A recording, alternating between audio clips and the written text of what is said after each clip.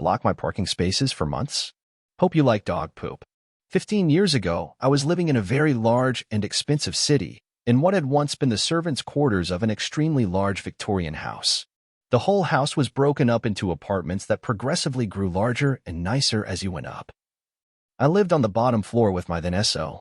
After being there for about a year, we got a new upstairs neighbor, which ended up being not so great. Both SO and I worked in the hospitality industry and as a result kept late hours, but tried to keep it respectful with the coming and going in the wee hours. Upstairs neighbor worked normal human hours, and when she wasn't working she seemed to always be talking on speakerphone and pacing around in heels on the hardwood floors. I've had neighbors with much worse habits, so I basically tuned it out, but apparently our schedule was very inconvenient for her.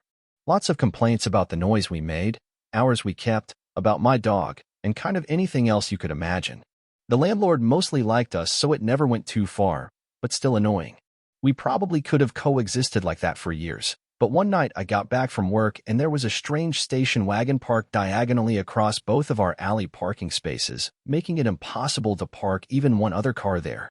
One of the perks of having the least impressive of all the building's apartments was 2 parking spaces that the landlord included with our lease. He was really good about keeping other tenants from parking there, and we really appreciated it since parking in the neighborhood was expensive and not easy to find around the building. Everyone in the building was very well aware those spots belonged to us. We had occasionally let other people in the building park there if we were going out of town, or if they didn't mind being blocked in, like if they were out of town but leaving their car. We mostly bike commented, so usually both of our cars were there, but on this particular evening we had both been using our vehicles. We figured someone had parked there on accident and would be back soon, but 2 hours later the car was still there, so I called the landlord to see about getting it towed. The landlord showed up and told us it was our upstairs neighbor's car and that she had left the country for the next 4 months. He also refused to tow the car because she was a tenant and he had no actual spine. So for 4 fucking months we were going to have to pay to park 2 cars. And every single time I took my dog out for a walk or a poop, I had to walk right past her car. I was tempted to slash tires, break the windshield, key the shit out of it, sugar in the gas tank. You name it, I thought about it. But I also don't want you to get in any legal trouble and stack up even more bills on top of what was already going to be an expensive situation. So, what to do?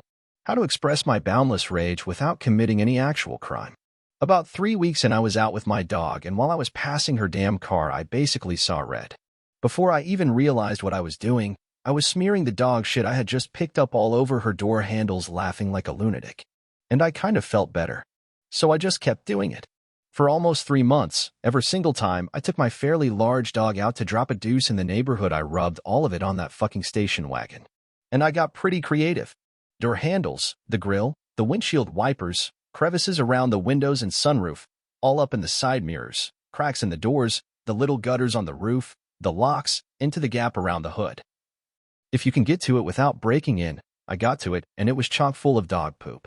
And since my city was pretty famous for its precipitation, the excess was regularly rinsed off, which hid the absolutely incredible amount of poop that was all up in that car, while also helping a dog poop slurry get deep in those cracks and crevices. It was absolutely disgusting, and honestly, I felt pretty proud of myself. I wasn't there to see her get into the car for the first time. Neither of us were. But I do know that I got home one night and the car was moved. She never spoke to or even made eye contact with either of us ever again, but I did see the car with a for sale sign around the neighborhood for several months before she moved out.